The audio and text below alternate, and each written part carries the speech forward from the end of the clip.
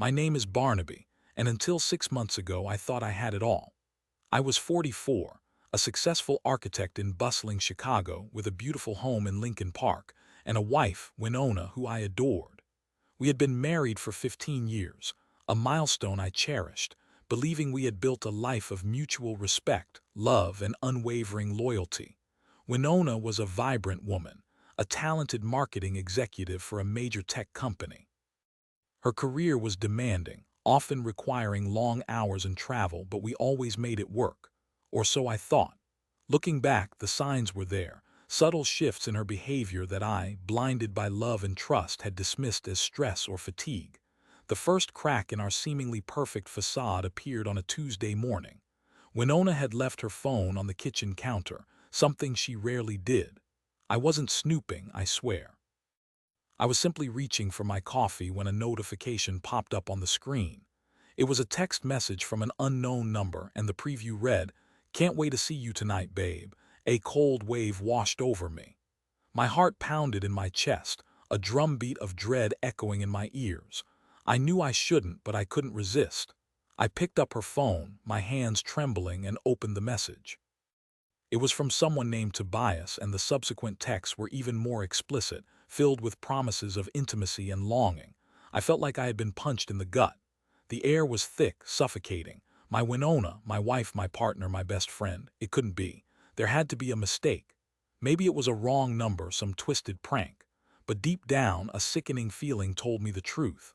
I scrolled through the messages, each one a dagger twisting in my heart.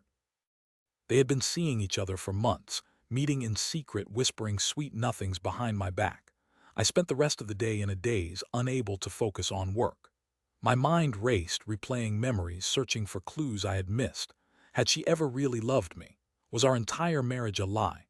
The questions swirled in my head, a vortex of pain and confusion. That evening, Wynona arrived home later than usual, her face flushed, her eyes sparkling with an unnatural brightness. She greeted me with a perfunctory kiss, her touch feeling foreign and repulsive. I couldn't bring myself to confront her, not yet. I needed to gather my thoughts to prepare myself for the inevitable explosion. "How was your day, honey?" she asked, her voice saccharine sweet.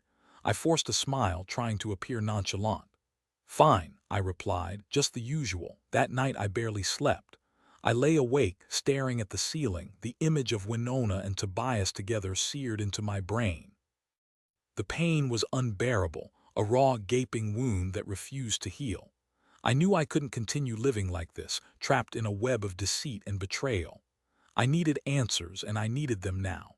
The next morning, I decided to play detective. I knew it was wrong, a violation of her privacy, but I felt I had no other choice. While Wynona was in the shower, I snuck into her purse and found her work calendar.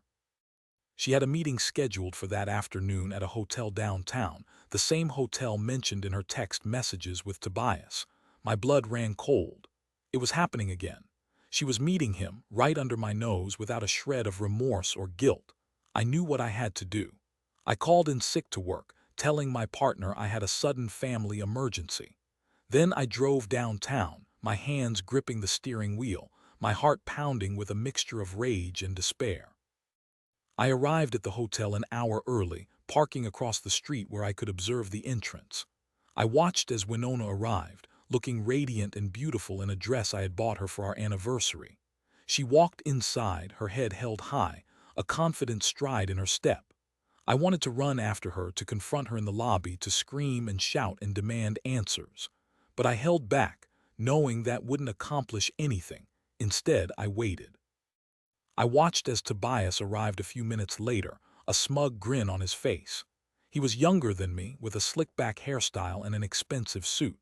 He looked like the kind of man who preyed on vulnerable women, who saw relationships as a game to be won. They met in the lobby, embraced briefly, and then disappeared into the elevator.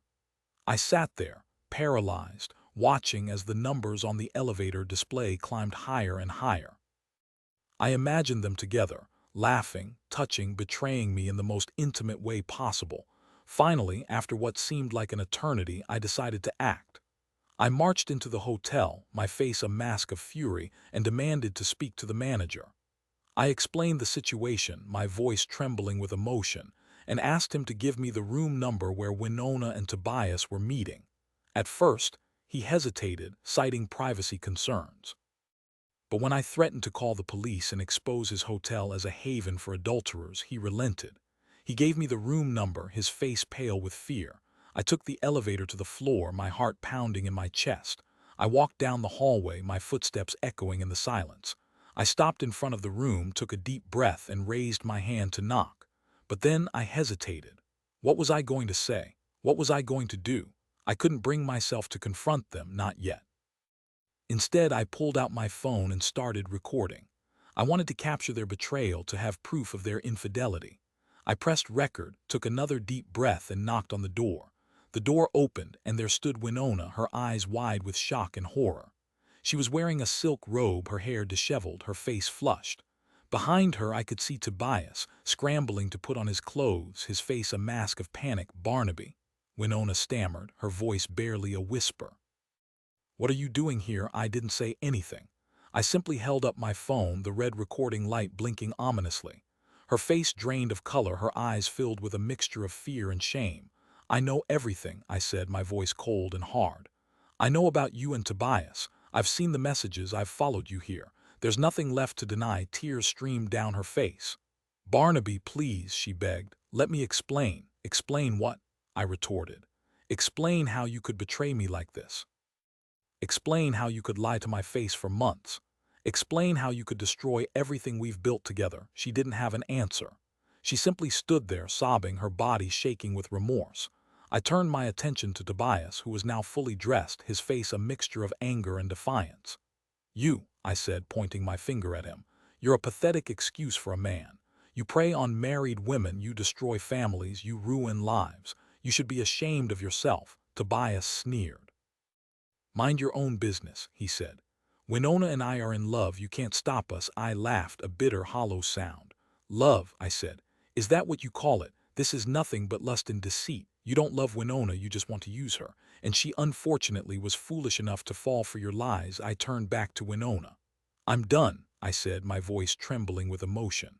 "I can't do this anymore. I'm filing for divorce. I want you out of my house, out of my life. I never want to see you again." I turned and walked away, leaving them standing there, speechless and defeated. I walked out of the hotel, my head held high, my heart broken but resolute. I knew the road ahead would be long and difficult, but I also knew I had made the right decision. I deserved better than this. I deserved to be loved, respected, and cherished, and I wasn't going to settle for anything less. The divorce was messy and painful. Wynona tried to apologize, to explain her actions, but I refused to listen. I couldn't forgive her, not after what she had done. She had shattered my trust, destroyed my faith in love, and left me with a deep, unhealing wound. I also made sure that Tobias faced the consequences of his actions. I contacted his employer and provided them with the evidence of his affair. He was fired, his reputation ruined, his career in shambles. In the aftermath of the divorce, I felt lost and alone. My friends tried to comfort me, to set me up on dates, but I wasn't ready. I needed time to heal, to rebuild my life, to rediscover who I was without Wynona. I threw myself into my work, pouring all my energy and emotions into my designs. I started volunteering at a local charity, helping to build homes for low-income families. I found solace in helping others, in making a difference in the world. One day, while volunteering, I met a woman named Jessamy. She was a kind, compassionate, and intelligent woman with a warm smile and a genuine heart.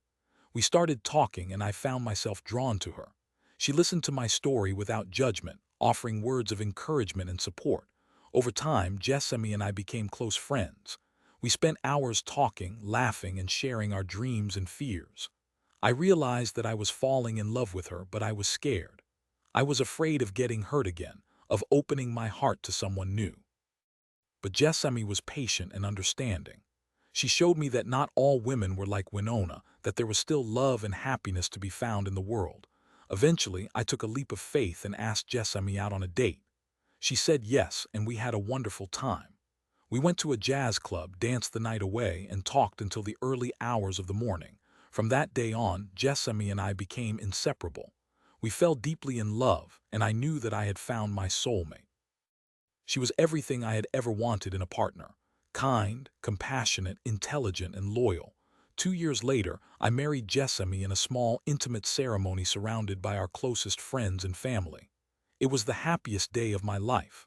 I had finally found peace and happiness after years of pain and heartbreak. Looking back on my marriage to Wynona, I don't regret anything. It was a valuable lesson, a painful reminder that not all relationships are meant to last. I learned to trust my instincts, to value myself, and to never settle for anything less than I deserve. And most importantly, I learned that even after the darkest of times, there is always hope for a brighter future. There is always the possibility of finding love again, of building a new life, of creating a new beginning. Wynona, on the other hand, did not fare so well. After losing her job and facing the shame of her affair, she spiraled into a deep depression. She lost contact with most of her friends and family, and her life became a shadow of what it once was. I heard through mutual acquaintances that she eventually moved out of Chicago, seeking a fresh start in a new city. I never saw her again, and I never heard from her directly. But I often wondered if she ever regretted her actions, if she ever realized the pain she had caused. Tobias also faced his own set of consequences. After being fired, he struggled to find work. His reputation was tarnished, and no one wanted to hire him. He eventually moved away, seeking a new life in a different state. But I heard that he continued to engage in similar behavior, preying on vulnerable women and leaving a trail of broken hearts in his wake. In the end, I emerged from the ashes of my broken marriage stronger and more resilient than ever before. I had found love again, built a new life, and created a new beginning. And I was grateful for every moment, every challenge, and every lesson learned. My story is a testament to the power of resilience, the importance of self-worth, and the enduring hope for love and happiness, even after the most devastating betrayals.